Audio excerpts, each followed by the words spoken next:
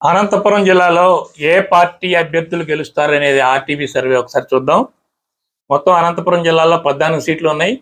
14లో Tadipatri YCP sitting MLA అయిన పెద్దారెడ్డి గెలుస్తారు.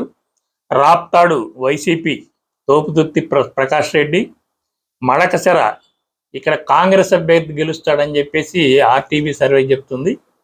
సుధాకర్ కాంగ్రెస్ అభ్యర్థి గెలుస్తాడని, ఒకవేళ అలా గెలిస్తే మొట్టమొదటిగా ఇంతకాలం తర్వాత కాంగ్రెస్ తిరిగి జీవం పోసుకున్నట్టు అవుతుంది ఆంధ్రప్రదేశ్లో.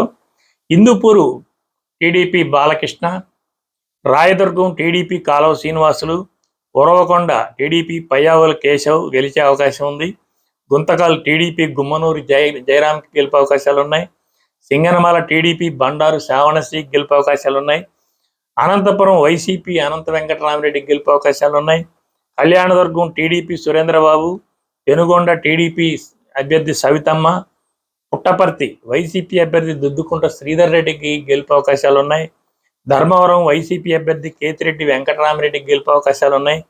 కదిరి టీడీపీ అభ్యర్థి కందికుంట వెంకట ప్రసాద్కి గెలిపే అవకాశాలు ఉన్నాయని ఆర్టీవీ సర్వే చెప్తుంది. ఈ జిల్లాలో మొత్తం 14 సీట్లు ఉన్నాయి. దీంట్లో కేవలం వైసీపీ 5 సీట్లు మాత్రమే సాధిస్తుంది. 9 సీట్లు టీడీపీకి వస్తాయని చెప్పేసి ఆర్టీవీ సర్వే చెప్తుంది.